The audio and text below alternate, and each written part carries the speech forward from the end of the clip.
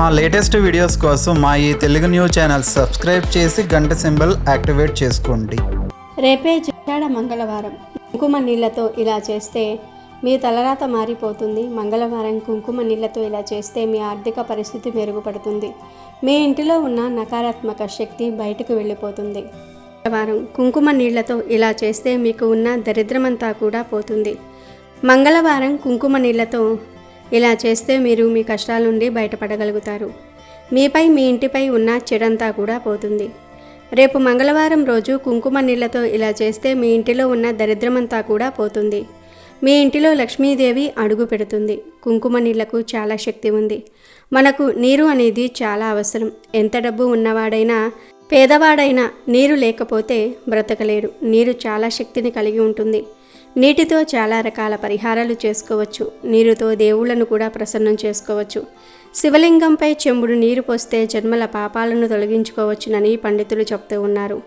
నీటిలో పసుపు, కుంకుమ, పువ్వులు వేసి సూర్య భగవానుడికి ఆర్జ్యం ఇవ్వటం వల్ల మంచి ఆరోగ్యం వస్తుంది అని పండితులు చెప్తూ ఉన్నారు. నీటిలో మరే వస్తువు వేసినా అది పవిత్ర, శక్తివంతంగా మారుతుంది. రేపు మంగళవారం గ్లాస్ నీళ్ళలో కుంకుమ వేసి ఒక పరిహారం చేస్తే మీకు ఉన్న దరిద్రమంతా కూడా పోతుంది. కుంకుమ కూడా చాలా శక్తిని కలిగి ఉంటుంది. కుంకుమలో చాలా రకాల కుంకుమలు ఉంటాయి. కుంకుమ అనేది నరదృష్టిని తొలగించుకోవడానికి చాలా సహాయం చేస్తుంది. అందుకే పూర్వం మన పెద్దలు బయటికి వెళ్ళినప్పుడు కుంకుమ ధరించమని చెప్పేవారు. కుంకుమ ధరించటం వల్ల ఇతరులు మీ వైపు చెడు దృష్టితో చూసినా ఏమీ కాదు. చిన్న కుంకుమ బొట్టుకు అంతటి శక్తి ఉంది. పూజ చేసే ముందు ఆడవారు కానీ మగవారు కానీ నుదుటిన కుంకుమ పెట్టుకోవాలి. స్నానం చేసి వచ్చిన వెంటనే కుంకుమ ధరిస్తే మంచిది అని మన పండితులు చెప్తూ ఉన్నారు. కుంకుమ మరియు నీరు లేనిదే పూజ పూర్తి అవ్వదు. కుంకుమను దేవీ దేవతలకు సమర్పిస్తారు. నీటితో అభిషేకం చేస్తారు. కుంకుమతో పరిహారం చేయటం ద్వారా ఇంట్లో ఉండే వివిధ దోషాలు తొలగిపోతాయని, ఇంట్లో శ్రేయస్సు వస్తుందని నమ్మకము. కుంకుమను దానం చేయటం, దేవుళ్లకు సమర్పించటం, నుదుటిన ధరించటం వంటివి పరిహారంగా చేయవచ్చు. ఇక మంగళవారం రోజు కుంకుమతో ఏం చేయాలో ఇప్పుడు మనం ఈ వీడియోలో తెలుసుకుందాము. అంతకన్నా ముందు లక్ష్మీదేవికి సంబంధించిన పురాణ కథను విందాం. ఫ్రెండ్స్, కథ వినే ముందు జై శ్రీకృష్ణ అని ఒక చిన్న కామెంట్ చేయండి. అలాగే మన ఛానల్ని సబ్స్క్రైబ్ చేసుకొని ఈ వీడియోకి ఒక లైక్ కొట్టడం మర్చిపోవద్దు. ఒకసారి నారద మహాముని శ్రీకృష్ణ భగవానుని వద్దకు వచ్చి, మహాత్మా, నా మదిలో 3 ప్రశ్నలు ఉన్నాయి. వాటికి మీరు సమాధానం చెప్తారని నేను చాలా దూరం నుంచి వచ్చాను. మీరు వాటికి సమాధానం చెప్తే నా మనసుకు శాంతి లభిస్తుంది అని అంటాడు. అప్పుడు శ్రీకృష్ణ భగవానుడు, నారద మహాముని, నువ్వు నిస్సందేహంగా నీ మనసులో ఉన్న ప్రశ్నలను అడుగు. నేను వాటికి ఖచ్చితంగా సమాధానం చెప్తాను అని అంటాడు. అప్పుడు నారద మహాముని ఇలా అంటాడు, మహాత్మా, సత్యం గొప్పదా, లక్ష్మీదేవి గొప్పదా? మానవుని జీవితంలోనికి ఏ కారణం చేత దరిద్రం వస్తుంది? ఏ పాపం చేయటం వల్ల లక్ష్మీదేవి ఇంట్లో నుంచి వెళ్ళిపోతుంది? అలాగే ఎలాంటి పుణ్యం చేస్తే లక్ష్మీదేవి ఇంట్లో నివాసం ఉంటుందో నాకు వివరించి చెప్పండి అంటూ అడుగుతాడు. అప్పుడు శ్రీకృష్ణ భగవానుడు, నారద మహాముని, నువ్వు మంచి ప్రశ్నలే వేశావు. అవి అందరికీ ఉపయోగపడతాయి. నీకు దీనిని వివరించేందుకు ఒక చిన్న కథను చెప్తాను. అందులో నువ్వు అడిగిన అన్ని ప్రశ్నలకు సమాధానం లభిస్తుంది అంటూ కథను చెప్పటం ప్రారంభించాడు శ్రీకృష్ణ భగవానుడు. పూర్వం ధర్మధ్వజుడు అనే ఒక మహారాజు ఉండేవాడు. ఆయన చాలా ధర్మాత్ముడు. ప్రజల కోసం ఎన్నో సేవలు చేసేవాడు. ఎన్నో దాన ధర్మాలు చేసేవాడు.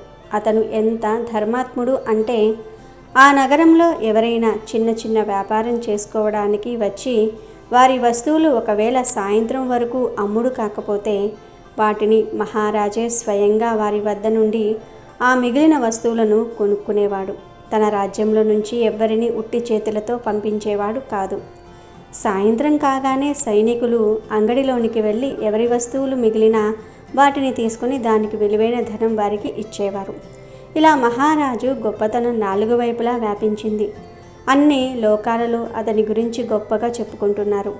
అలా ఆ విషయం యమధర్మరాజుకు తెలిసింది. యమధ్వజుని గొప్పతనం స్వయంగా తెలుసుకోవాలని ధర్మరాజు ఒక పేద బ్రాహ్మణుని వేషం ధరించి ఒక పాత పెట్టెను తీసుకొని అందులో చెత్త, పనికిరాని వస్తువులను నింపుకొని ధర్మధ్వజుని రాజ్యంలోని అంగడిలోనికి చేరుకొని వాటిని అమ్మే ప్రయత్నం చేస్తూ ఉన్నాడు. కానీ ఆ పనికిరాని వస్తువులను ఎవరు తీసుకుంటారు? ఎవరు కొనుక్కోవటం లేదు. సాయంత్రం అయిపోయింది. ఇక సైనికులు వచ్చి, ఓ బ్రాహ్మణుడా, నీ వస్తువులను ఇంకా ఎవరూ కొనుక్కోలేదా? అసలు నువ్వు ఏమి అమ్ముతున్నావు? ఏదైనా కానీ మహారాజు ఆదేశం ప్రకారం సాయంత్రం వరకు వస్తువులను అమ్మకపోతే మేమే వాటిని కొనుక్కుంటాం. ఈ పెట్టెలో ఏమున్నాయి, వాటి విలువ ఎంత అంటూ అడుగుతారు. అప్పుడు ఆ బ్రాహ్మణుడు, చూడండి, నేను ఇందులో దరిద్రాన్ని తీసుకువచ్చాను. అంటే అంతా చెత్తనే నింపుకొని వచ్చాను. దీని విలువ 1000 బంగారు నాణేలు అని అంటాడు. ఆ బ్రాహ్మణుడు చెప్పిన విచిత్రమైన మాటలు విని ఆ సైనికులు నవ్వుతూ, నీకు పిచ్చి పట్టిందా? ఆ దరిద్రాన్ని ఎవరు తీసుకుంటారు? దానికి ఏ విలువ లేదు అని అంటారు. అప్పుడు ఆ బ్రాహ్మణుడు, చూడండి, దీనికి ఏ విలువ లేకపోతే నేను దీనిని తిరిగి నా ఇంటికి తీసుకువెళ్తాను. అయితే మహారాజు గురించి నేను విన్న గొప్పతనం అంతా కూడా అబద్ధమే అన్నమాట.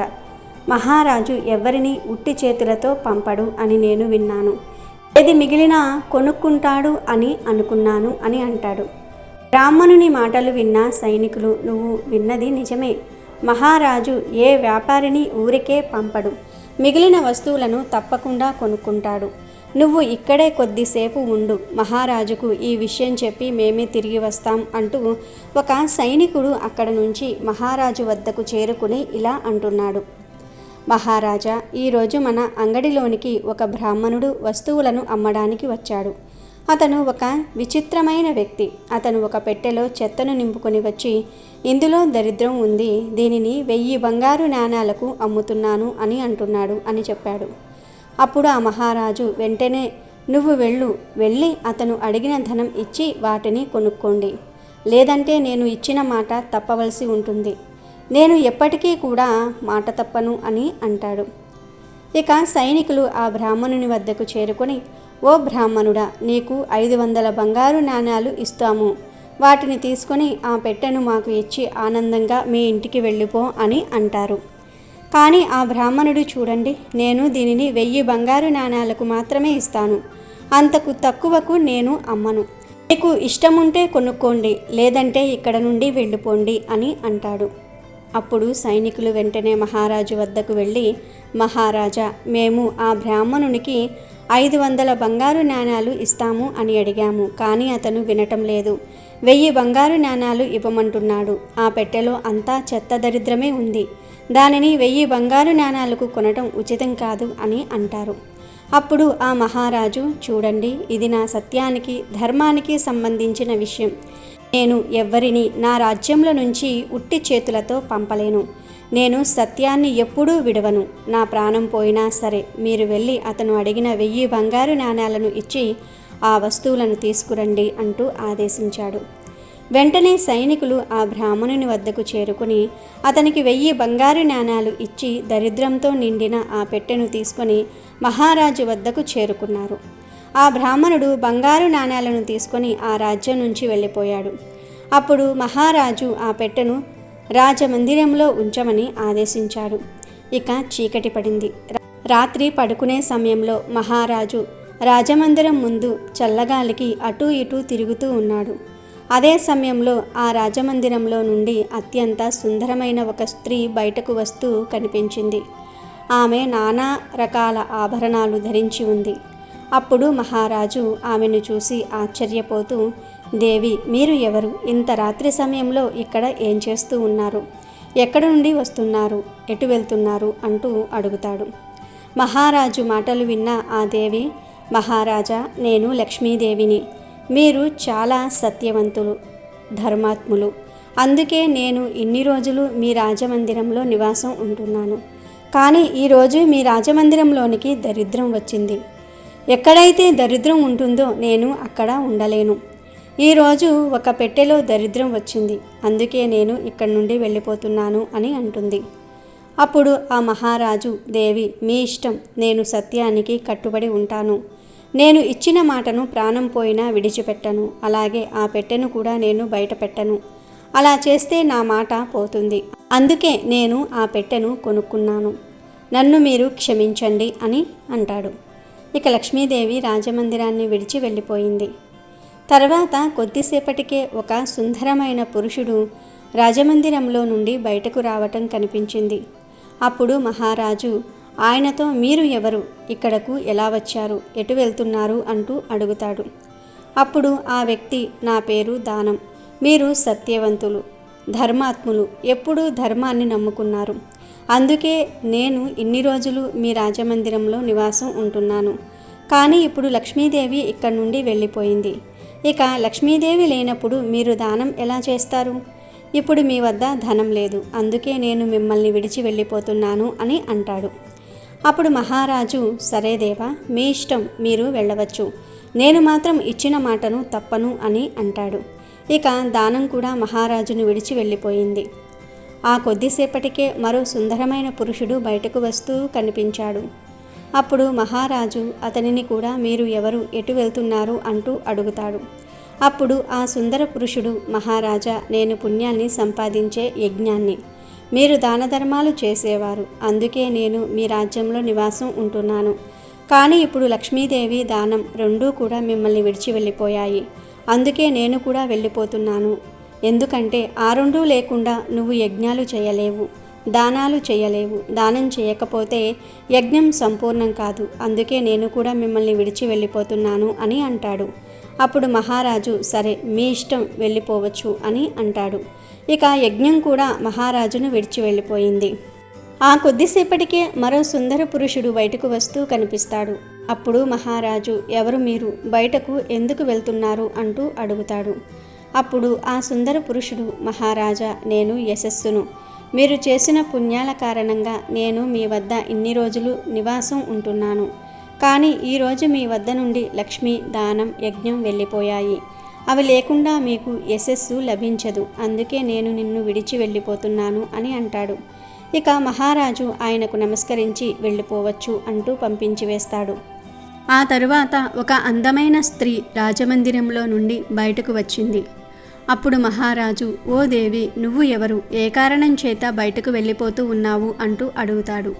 అప్పుడు ఆ స్త్రీ, మహారాజా, నేను కీర్తిని, లక్ష్మి, దానము, యజ్ఞం, యశస్సు ఇవన్నీ నిన్ను విడిచి వెళ్ళిపోయాయి, అవి లేకుండా మీకు కీర్తి లభించదు, నేను ఇక్కడ ఉండలేను, అందుకే నేను కూడా వెళ్ళిపోతున్నాను అని అంటుంది. ఇక మహారాజు ఆమెను కూడా పంపించి వేస్తారు. ఇక చివరిగా ఒక సుందర పురుషుడు రాజమందిరంలో నుండి బయటకు వస్తూ కనిపిస్తాడు. అతడిని చూసిన మహారాజు, మహాత్మా, మీరు ఎవరు, మీరు కూడా నన్ను విడిచి వెళ్ళిపోతున్నారా అంటూ దీనంగా అడుగుతాడు. అప్పుడు ఆ సుందర పురుషుడు, మహారాజా, నేను సత్యాన్ని, సత్యవంతుడని, ధర్మాత్ముడైన మహారాజని, నేను ఇన్ని రోజుల నుండి మీ వద్ద ఉంటున్నాను. కానీ ఇప్పుడు మీ వద్ద నుండి లక్ష్మీదేవి, దానము, యజ్ఞము, యశస్సు, కీర్తి అన్నీ నిన్ను విడిచి వెళ్ళిపోయాయి, అందుకే నేను కూడా వెళ్ళిపోతున్నాను అని అంటాడు. అప్పుడు ఆ మహారాజు, ఓ సత్యమా, నువ్వు కూడా నన్ను విడిచి వెళ్ళిపోతున్నావా? నేను ఎప్పుడూ కూడా నిన్ను విడవలేదు, సత్యాన్ని విడవనందుకే అందరూ నన్ను విడిచి వెళ్ళిపోయారు. నేను సత్యంగా ఉండడానికి దరిద్రాన్ని కూడా ఇంట్లో ఉంచుకున్నాను. నా రాజ్యంలో ఎవ్వరూ ఆకలితో ఉండకూడదని చిన్న వ్యాపారుల వద్ద మిగిలిన వస్తువులను కొనుక్కుంటానని మాట ఇచ్చాను. ఆ మాటను నేను తప్పితే సత్యాన్ని విడిచిపెట్టినట్టే. అందుకే ఇచ్చిన మాటను విడవకూడదని అతని వద్ద 1000 బంగారు నాణాలు ఇచ్చి మరీ నేను దరిద్రాన్ని కొనుక్కున్నాను. దాని కారణంగా ఈరోజు లక్ష్మీదేవి నా ఇంట్లో నుంచి వెళ్ళిపోయింది. ఆమె వెళ్ళిపోగానే దానము, యజ్ఞము, కీర్తి, యశస్సు అందరూ నన్ను విడిచి వెళ్ళిపోయారు. సత్యంగా ఉన్నందుకే అందరూ నన్ను విడిచి వెళ్ళిపోయారు. ఇక నువ్వు కూడా వెళ్ళిపోతే నేను బ్రతికి ఉన్నా ఏం లాభం లేదు అని అంటాడు. అప్పుడు ఆ సత్యం, మహారాజా, నువ్వు బాధపడకు, నా వల్ల అందరూ నిన్ను విడిచి వెళ్ళిపోయారు కదా, ఇక నేను మాత్రం జీవితాంతం నిన్ను విడిచి ఎక్కడకు వెళ్ళను, నీతోనే ఉంటాను. మీరు నిజంగానే సత్యవాది, ధర్మాత్ములు, ఇక నేను ఇక్కడే ఉంటాను అంటూ తిరిగి రాజ్యంలోనికి వెళ్ళిపోయాడు. కొద్దిసేపటికే అందమైన స్త్రీ అక్కడకు వచ్చింది. అప్పుడు మహారాజు, దేవి, నువ్వు ఇప్పుడే వెళ్ళిపోయిన కీర్తివి కదా, ఇక్కడ ఉండను అని వెళ్ళిపోయావు, మళ్ళీ ఎందుకు తిరిగి వచ్చావు అంటూ అడుగుతాడు. అప్పుడు కీర్తి, మహారాజా, నన్ను క్షమించు, నేను లక్ష్మి, దానం, యజ్ఞం లేకుండా ఉండగలను, కానీ సత్యం లేకుండా ఉండలేను. సత్యం ఎక్కడుంటే నేను అక్కడే నివాసం ఉంటాను అని అంటుంది. మహారాజు సంతోషించి ఆమెకు స్వాగతం పలికాడు. ఆమె రాజమందిరంలోనికి వెళ్ళిపోయింది. ఆ తర్వాత కొద్దిసేపటికే యశస్సు కూడా అక్కడకు చేరుకున్నాడు. అప్పుడు మహారాజు, ఓ మహాత్మా, నువ్వు యశస్సువు కదా, నువ్వు నన్ను విడిచి వెళ్ళిపోయావు, మళ్ళీ ఎందుకు తిరిగి వచ్చావు అంటూ అడుగుతాడు.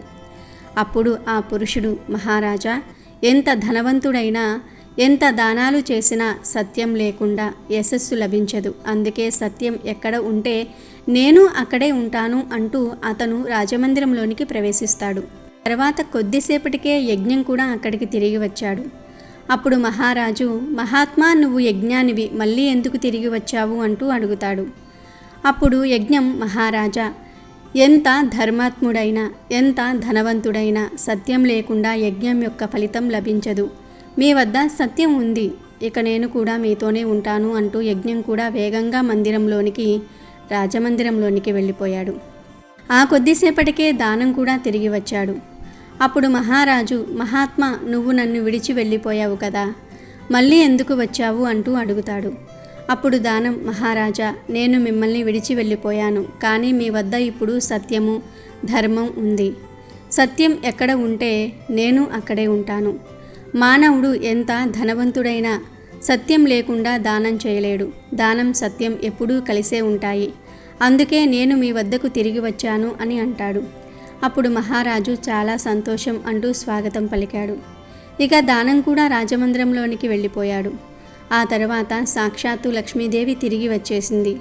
అప్పుడు మహారాజు, దేవి తిరిగి వచ్చినందుకు చాలా సంతోషం, కానీ తిరిగి రావడానికి గల కారణం ఏమిటి అంటూ అడుగుతాడు. అప్పుడు లక్ష్మీదేవి, మహారాజా, ఇదంతా కూడా నీ సత్యాన్ని పరీక్షించడానికే జరిగింది. ఇప్పుడు నీ వద్ద దానము, యజ్ఞము, యశస్సు, కీర్తి అందరూ ఉన్నారు, కానీ నేను లేకపోతే వాళ్ళు ఉండలేరు. అందుకే సత్యాన్ని ధర్మాన్ని కాపాడడానికే నేను మళ్ళీ నీ వద్దకు తిరిగి వచ్చాను అని అంటుంది. అప్పుడు మహారాజు, దేవి నువ్వు తిరిగి వచ్చినందుకు చాలా సంతోషం, కానీ ఇప్పుడు నా రాజమందిరంలో దరిద్రంతో నిండిన పెట్టె ఉంది. దరిద్రం ఉన్న వద్ద నువ్వు ఉండవు కదా అంటూ అడుగుతాడు.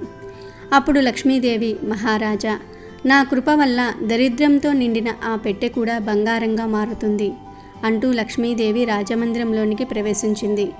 లక్ష్మీదేవి లోపలికి ప్రవేశించటంతో దరిద్రంతో నిండిన ఆ పెట్టె బంగారంతో నిండిపోయింది. ఆ కొద్దిసేపటికే స్వయంగా ధర్మరాజే బ్రాహ్మణుని వేషంలో మహారాజు వద్దకు చేరుకున్నాడు. అప్పుడు మహారాజు, ఓ బ్రాహ్మణుడా, నువ్వు ఎవరు? నువ్వైతే నా వద్ద నుండి వెళ్ళలేదు కదా, ఎందుకు ఇక్కడకు వచ్చావు అంటూ అడుగుతాడు. అప్పుడు ధర్మరాజు, మహారాజా, నేను సాక్షాత్తు యమధర్మరాజును. నేనే ఆ బ్రాహ్మణుని వేషంలో వచ్చి 1000 బంగారు నాణేలు తీసుకొని నీకు దరిద్రాన్ని ఇచ్చాను. కానీ నీ సత్యంతో నన్ను ఓడించావు. నువ్వు నన్ను మెప్పించావు. నీకు ఏదైనా వరం ఇస్తా, నీకు ఏం కావాలో కోరుకో అని అంటాడు. అప్పుడు మహారాజు, దేవా, మీ దర్శనం వల్ల నా జన్మ ధన్యమైపోయింది. ఇక నాకేమీ వద్దు, నేను జీవితాంతం సత్యము ధర్మము తప్పకుండా ఉండేలాగా ఆశీర్వదించండి అంటూ అడుగుతాడు. అప్పుడు ధర్మరాజు అతన్ని ఆశీర్వదించి అక్కడి నుండి వెళ్ళిపోయాడు. కథను ముగించిన శ్రీకృష్ణ భగవానుడు, నారద మహాముని, ఈ కథను బాగా విన్నావు కదా. ఆ మహారాజు సత్యాన్ని ధర్మాన్ని విడవనందుకు దానము, యజ్ఞము, కీర్తి, యశస్సు, లక్ష్మి ఇలా అన్నిటిపై విజయం సాధించాడు. అందుకే మానవులు ఎల్లప్పుడూ కూడా సత్యాన్ని ధర్మాన్ని విడవకూడదు. ఎల్లప్పుడూ సత్యాన్ని పాటించాలి, ధర్మంగా బ్రతకాలి. సత్యమే అన్నిటికన్నా గొప్పది. ఎవరైతే సత్యంగా జీవిస్తూ ఉంటారో అలాంటి వారి వద్దే ఎల్లప్పుడూ లక్ష్మీదేవి నివాసం ఉంటుంది. లక్ష్మీదేవి ఇంట్లో ఉండాలంటే చేయాల్సిన ఒకే ఒక్క పని ఏమిటి అంటే సత్యాన్ని పాటించాలి. అలా పాటిస్తే ఆటోమేటిక్గా సకల సంపదలు వస్తాయి అని శ్రీకృష్ణుడు నారదుడికి చెప్తాడు. ఇక నారద మహాముని ఎంతో సంతోషించి శ్రీకృష్ణ భగవానునికి నమస్కరించి అక్కడి నుండి వెళ్ళిపోయాడు. ఇక వీడియోలోకి వస్తే, రేపు మంగళవారం రోజు కుంకుమ నీళ్ళతో ఇలా చేస్తే మీ జీవితంలో మార్పు వస్తుంది. రేపు మంగళవారం ఒక గాజు గ్లాసును తీసుకోండి. ఈ పరిహారానికి గాజు గ్లాసు కావాలి. స్టీల్, ప్లాస్టిక్ గ్లాసుతో పరిహారం చేస్తే ఫలితం ఉండదు. ఒక గాజు గ్లాసును తీసుకొని అందులో కుంకుమను వేయండి. ఇప్పుడు ఆ గ్లాసులో వాటర్ను పోయండి. మీ ఇంటిలో పూజించని తులసి చెట్టు ఉంటే ఆ చెట్టు ఆకులను ఆ గ్లాసులో వేయండి. 2 తులసి ఆకులు వేస్తే సరిపోతుంది. ఒకవేళ మీ ఇంటిలో వేరే తులసి చెట్టు లేకపోతే మీరు పూజించే తులసి చెట్టు నుండే 2 ఆకులను తెంపండి. ఆడవారు తెంపకూడదు కాబట్టి మీ భర్త చేత కానీ మీ కొడుకుల చేత కానీ 2 తులసి ఆకులను తెంపించుకోండి. తులసి ఆకుల నుండి ఆకులను తెంపే ముందు మీరు ఆ తులసమ్మకు ఇలా చెప్పుకోవాలి. అమ్మా తులసమ్మ తల్లి, మేము సమస్యల నుండి బయటపడడానికి ఈ పరిహారం చేసుకుంటూ ఉన్నాము. అందుకోసం నీ చెట్టు ఆకులను తెంపుతున్నాము అని చెప్పిన తర్వాత మీ భర్తను లేదా మీ కొడుకులను ఆకులను తెంపమని చెప్పండి. 2 ఆకులను ఆ కుంకుమ నీటిలో వేశాక ఆ గ్లాస్ పట్టుకొని అన్ని గదుల్లో తిరగండి. తిరిగిన తర్వాత హాల్ మెయిన్ డోర్ పక్కన కుడివైపున ఈ గ్లాసును పెట్టాలి. ఇంటి లోపల వైపే పెట్టాలి. మీరు ఇంటిలోనికి వస్తున్నప్పుడు మీకు రైట్ సైడ్లో తలుపు రెక్క ఉంటుంది కదా, ఆ తలుపు పక్కన పెట్టాలి. ఇలా ఆ గ్లాసును పెట్టి అలా వదిలివేయండి. 24 గంటల వరకు అలా వదిలివేయాలి. మీరు ఈరోజు ఉదయం 7 గంటలకు ఆ గ్లాసును తలుపు పక్కన పెడితే మరుసటి రోజు ఉదయం 7 గంటల తర్వాత అంటే 7 గంటల 5 నిమిషాలకు కానీ 7 గంటల 10 నిమిషాలకు కానీ ఆ గ్లాసును తీయాలి. ఆ వాటర్ను ఎవరూ తిరిగిన ప్రదేశంలో లేదా సైడ్ డ్రైనేజీలో పడవేయండి. నడిచే దారిలో ఆ వాటర్ పోయకూడదు. ఈ పరిహారం స్నానం చేశాక చేయాలి. ఈ గ్లాసును తీసేటప్పుడు కూడా మీరు స్నానం చేసి ఉండాలి. ఆ వాటర్ను బయట పడేసిన తర్వాత ఆ గ్లాసును కడగండి. మీరు కూడా శుభ్రంగా కాళ్ళు చేతులు కడుక్కొని ఇంటిలోనికి రండి. ఇది చాలా సింపుల్ పరిహారం. ఈ పరిహారం చేయటం వల్ల మీ ఇంటిలో ఉన్న నెగిటివ్ ఎనర్జీ అంతా కూడా 24 గంటల్లో బయటకు వెళ్ళిపోతుంది. మీ ఇల్లు పాజిటివ్ ఎనర్జీతో నిండిపోతుంది. లక్ష్మీదేవి మీ ఇంటిలో అడుగు పెడుతుంది. మీ ఇల్లు డబ్బుతో నిండిపోతుంది. మీకు ఉన్న కష్టాలన్నీ కూడా తీరిపోతాయి. మీ ఇల్లు సిరి సంపదలతో ఆయురారోగ్యాలతో తులతూగుతుంది. ఇది ఒక గొప్ప పరిహారం కాబట్టి ప్రతి ఒక్కరూ కూడా ఈ పరిహారాన్ని చేయండి. ఆడవారు నెలసరి సమయంలో ఉంటే ఈ పరిహారం చేయకండి. కోరి కష్టాలను తెచ్చుకున్న వారు అవుతారు. నియమనిష్టలతో ఈ పరిహారం చేస్తే మంచి శుభ ఫలితాలను పొందుతారు. మరి ప్రతి ఒక్కరూ కూడా రేపు మంగళవారం రోజు కుంకుమతో ఈ పరిహారాన్ని చేయండి. మంచి శుభ ఫలితాలను పొందండి. మంగళవారం ఈ తప్పులు చేశారంటే దరిద్రం మిమ్మల్ని పట్టి పీడిస్తుంది. మంగళవారం రోజు కొన్ని పనులు చేయటం వల్ల దరిద్రం పడుతుంది. అడుక్కునే స్టేజికి వెళ్ళిపోతారు. అన్నిటిల్లో అపజయాలు కలుగుతాయి. చేతిలో రూపాయి కూడా మిగలదు. శాస్త్రాల ప్రకారం కొన్ని రోజులలో కొన్ని పనులు చేయకూడదు అని చెప్పబడింది. అలాగే మంగళవారం కూడా కొన్ని పనులు చేయకూడదు అని, కాదని చేస్తే గ్రహాల చెడు ప్రభావం తీవ్రంగా ఉంటుందని పండితులు చెప్తూ ఉన్నారు. అలాగే మంగళవారం కొన్ని ప్రత్యేకమైన పనులు చేయటం వల్ల మీకు అదృష్టం వరిస్తుందని పండితులు చెప్తూ ఉన్నారు. మంగళవారం అనేది వారంలో 3వ రోజు. ఇది సోమవారంనకు బుధవారంనకు మధ్యలో ఉంటుంది. దీనిని జయవారం అనే మరో పేరుతో కూడా పిలుస్తారు. ఈ వారం దుర్గాదేవికి హనుమంతుడికి అంకితం చేసిన ప్రీతిపాత్రమైన రోజు. మంగళవారం రోజు చాలామంది భక్తులు కొన్ని ప్రాంతాలలో హనుమంతుని ఆలయాలను దర్శించి ప్రత్యేక పూజలు చేస్తారు. మంగళవారం కుజగ్రహానికి సంబంధించినది. ముఖ్యంగా మంగళవారం వీరాంజనేయుడిని ఆరాధిస్తే ఆయన కష్టాల నుంచి రక్షిస్తాడు. మంగళవారం ప్రత్యేక పూజలు చేయటం వల్ల భౌతిక సమస్యల నుంచి విముక్తి లభిస్తుంది. లేకపోతే కుజిడి చెడు దృష్టి పడుతుంది. ఫలితంగా ఆర్థిక సమస్యలు ఎక్కువ అవుతూ ఉంటాయి. ఫలితంగా ఇంట్లో ప్రశాంతత కొరవడి చికాకులు అధికంగా ఉంటాయి. ఈరోజు అనగా మంగళవారం రోజు ఎలాంటి పనులు చేయకూడదో తెలుసుకుందాం. మంగళవారం కుజుడికి సంకేతం. కుజుడు దరిద్రపుత్రుడు. భూమిపై నివసించే వారికి కుజ ప్రభావం ఎక్కువగా ఉంటుంది. కుజుడు ప్రమాదాలకు, కలహాలకు, నష్టాలకు కారకుడు. అందుకనే సాధారణంగా కుజగ్రహ ప్రభావం ఉంటే మంగళవారం నాడు శుభకార్యాలు తలపెట్టరు. మంగళవారం నాడు నూతన బట్టలను కొనుగోలు చేయకూడదు. అదేవిధంగా మంగళవారము కొత్త బట్టలు ధరించకూడదు. ఎందుకంటే ఈరోజు ధరిస్తే అమంగళకరంగా భావిస్తారు. ఈరోజు నూతన బట్టలు ధరించటం వల్ల అవి ఇతర కారణాల వల్ల ఏదోలా చిరిగిపోతాయని నమ్ముతూ ఉంటారు. అంతేకాకుండా ఈరోజు ధరించిన నూతన వస్త్రాలు ఎక్కువ రోజులు ఉండవు. హిందూ సాంప్రదాయం ప్రకారం శుక్రవారం నూతన వస్త్రాలను అనగా నూతన బట్టలను కొనుగోలు చేయటం లేదా ధరించటం పవిత్రంగా భావిస్తారు. మంగళవారం రోజు ముఖ్యంగా మసాజు, మాలిష్ లాంటివి అస్సలు చేయకూడదు. ఎందుకంటే ఇది ఆరోగ్యంపై ప్రభావం పడే అవకాశం ఉంటుంది. మంగళవారం మసాజు చేయించుకోవటం వల్ల తలనొప్పి లేదా శరీరంలో తెలియని బాధ వస్తాయి. ఫలితంగా అనేక వ్యాధులను ఎదుర్కోవలసి ఉంటుంది. చివరికి ఇవి ప్రాణం మీదకు వచ్చే ప్రమాదం ఉందని భావిస్తారు. అంతేకాకుండా ఇంట్లో చిరాకులు మొదలవుతాయి. మంగళవారం మర్చిపోయి కూడా హెయిర్ కట్, షేవింగ్ లాంటి పనులు చేయకూడదు. ఎందుకంటే ఈ పనులను చేయించుకోవటం వల్ల ఆయుష్ తగ్గిపోతుందని నమ్ముతారు. అంతేకాకుండా సమాజంలో గౌరవ మర్యాదలు కూడా తగ్గుతాయి. మంగళవారము షేవింగ్ చేయించుకోవటం వల్ల శారీరక సమస్యలతో బాధపడే అవకాశం ఉంది. శాస్త్రాల ప్రకారము మంగళవారము ఈ పనులు నిషిద్ధం. అంతేకాకుండా అపవాదుగా భావిస్తూ ఉంటారు. శనితో సంబంధం ఉన్నందున మంగళవారం నూతన దుస్తులతో పాటు కొత్త బూట్లను ధరించకూడదు. నూతన బూట్లు వేసుకోవటం వల్ల గాయాలవుతాయి. అంతేకాకుండా డబ్బు కోల్పోయే ప్రమాదం ఉందని విశ్వసిస్తూ ఉంటారు. అంగారక గ్రహం కూడా చెడు ప్రభావాన్ని కలిగి ఉంటుంది. ఇదే సమయంలో మంటలు, దొంగతనం జరిగే ప్రమాదం ఉందని భావిస్తారు. అంతేకాకుండా ఇంట్లో ఆరోగ్య సమస్యలు ఉత్పన్నమయ్యే అవకాశం ఉంటుంది. మంగళవారం నాడు ఇంటి పెద్దలతో వాగ్వాదాలకు దూరంగా ఉండాలి. లేకుంటే కుజుడు జాతకంలో ప్రతికూల ప్రభావాలను ఇవ్వటం ప్రారంభిస్తాడు. మంగళవారం నాడు హనుమంతుని ఉపవాసం పాటించి ఆశీస్సులు తీసుకోండి. ఇలా చేయటం వల్ల హనుమంతుని ప్రత్యేక ఆశీర్వాదం పొంది జీవితంలో ఐశ్వర్యం నిలిచి ఉంటుంది. మంగళవారం పొరపాటున కూడా ఎవరితోనూ డబ్బు లావాదేవీలు చేయకూడదు. దీనితో పాటు కొత్త పెట్టుబడులకు కూడా దూరంగా ఉండాలి. మంగళవారం లావాదేవీలు చేయటం వల్ల ఆర్థిక సమస్యలు, నష్టాలు వచ్చే అవకాశాలు పెరుగుతాయని నమ్ముతారు. ఈ రోజున తీసుకున్న అప్పు తీరటం కష్టంగా మారుతుంది. డబ్బు తిరిగి పొందటం కష్టం అవుతుంది. మీరు దీన్ని మంగళవారం బదులుగా బుధవారం చేయవచ్చు.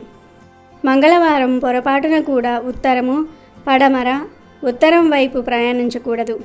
ఈ దిశలో చేసిన ప్రయాణం తప్పుదారి పట్టినట్లుగా పరిగణించబడుతుంది. అవసరమైతే బెల్లం తిన్న తర్వాతే ఇంటి నుంచి బయటకు వెళ్ళాలి. అలాగే మంగళవారాల్లో ఎరుపు, నారింజ రంగుల దుస్తులను ధరించి నలుపుకు దూరంగా ఉండండి. ఇలా చేయటం వల్ల కుజదోషం తగ్గుతుంది. నల్లని వస్త్రాలు ధరించటం వల్ల శని ప్రభావం పెరుగుతుంది. శని, కుజుడు మధ్య శత్రు సంబంధం ఉంది. అలాగే మంగళవారం పొరపాటున కూడా నలుపు రంగు బట్టలు, ఇనుము, గాజులు, భూమి అలంకరణ వస్తువులను కొనుగోలు చేయకూడదు. ఈ వస్తువులను కొనుగోలు చేయటం వల్ల కుటుంబ వృద్ధి, ఆరోగ్యంపై అననుకూలత ప్రభావం ఉంటుందని నమ్ముతూ ఉంటారు. దీంతోపాటు అనేక రకాల సమస్యలను కూడా ఎదుర్కోవాల్సి వస్తుంది. అదేవిధంగా మంగళవారం నాడు యాక్సిడెంట్లు ఎక్కువగా అయ్యే అవకాశం ఉంది. కనుక మంగళవారం నాడు దూర ప్రయాణాలు చేస్తున్నప్పుడు లేదా చేసేటప్పుడు వెల్లుల్లి దగ్గర పెట్టుకుని ప్రయాణం చేయాలి. ఇక మంగళవారం చేయదగిన పనులేంటో తెలుసుకునే ముందు మీకు మా వీడియో నచ్చితే లైక్ చేయండి. ఇక మంగళవారం నాడు అప్పులను తీర్చాలి. బ్యాంకు లోన్లు, క్రెడిట్ కార్డు బిల్లులు వంటివి మంగళవారం నాడు కట్టాలి. మంగళవారం నాడు అప్పు కట్టడం వల్ల జీవితంలో తిరిగి అప్పు చేయాల్సిన పరిస్థితి రాదని పండితులు చెప్తూ ఉన్నారు. అదేవిధంగా మంగళవారం నాడు టీవీ, రిఫ్రిజిరేటరు వంటివి రిపేర్ చేయించుకోవచ్చు.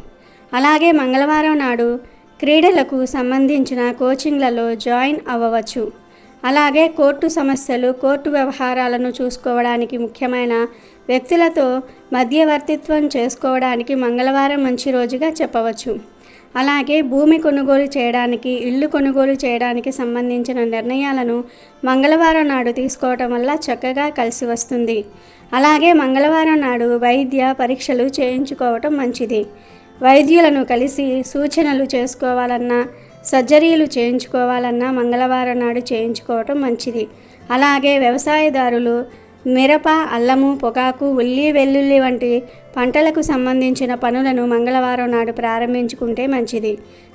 చాలామంది మంగళవారం అనగానే అమంగళం అని భయపడిపోతూ ఉంటారు. కొన్ని పనులను మాత్రమే మంగళవారం నాడు చేయకూడదు.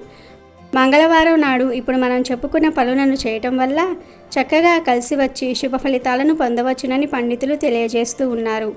వారంలో ప్రతిరోజుకు ఒక ప్రత్యేకత ఉంటుంది. మంగళవారం హనుమంతుడికి సమర్పితం. హనుమంతుడికి సంకట విమోచనుడనే పేరు కూడా ఉంది. అంటే కష్టాల్ని దూరం చేసేవాడని అర్థం. హిందూ ధర్మంలో ప్రతిరోజు ఏదో ఒక దేవుడికి ప్రత్యేకం. మంగళవారం రోజు హనుమంతుడికి భక్తి శ్రద్ధలతో పూజలు చేస్తే ఆ వ్యక్తి జీవితంలో అన్ని పనులు శుభప్రదమవుతాయని నమ్మకము. హనుమంతుడు కలియుగంలో ప్రత్యక్ష దైవం. రామాయణ ముగిసిన తర్వాత హనుమంతుడు చిరంజీవిగా అన్ని యుగాల్లోనూ జీవించి ఉన్నాడు. కలియుగంలో కూడా హనుమంతుడు తన భక్తుల కోసం నిరంతరం ఆశీర్వాదాలు కురిపిస్తూనే ఉంటాడు. భక్తాగ్రేసరుడైనటువంటి హనుమంతుడు తన భక్తుల పట్ల అపారమైనటువంటి ప్రేమను కలిగి ఉంటాడు. హనుమంతుడు తన భక్తులపై శని నీడను పడకుండా నిత్యము కాపాడుతూ ఉంటాడు. కావున హనుమంతుడిని ప్రసన్నం చేసుకోవడానికి మంగళవారం ఎలాంటి పూజలు చేయాలో ఈరోజు మనం తెలుసుకుందాం. ప్రతి మంగళవారము హనుమంతుని ఆలయానికి వెళ్ళి దర్శనం చేసుకోండి. శ్రీరాముడు సీతాదేవిని దర్శించుకున్న తర్వాత హనుమంతుని దర్శనం చేసుకోవటం మరింత శ్రేయస్కరమని పండితులు చెప్తూ ఉన్నారు. ప్రతి మంగళవారం హనుమాన్ ఆలయానికి వెళ్ళి హనుమాన్ చాలీసా, బజరంగ బలి, కవచ్, రామరక్షా స్తోత్రాలను పఠించటం ద్వారా కష్టాలను అధిగమించడానికి సహాయపడుతుందని పండితులు చెప్తూ ఉన్నారు. మంగళవారం సాయంత్రం హనుమాన్ ఆలయానికి వెళ్ళి నూనె దీపం వెలిగిస్తే కష్టాలు తీరిపోతాయి అని చెప్తూ ఉంటారు.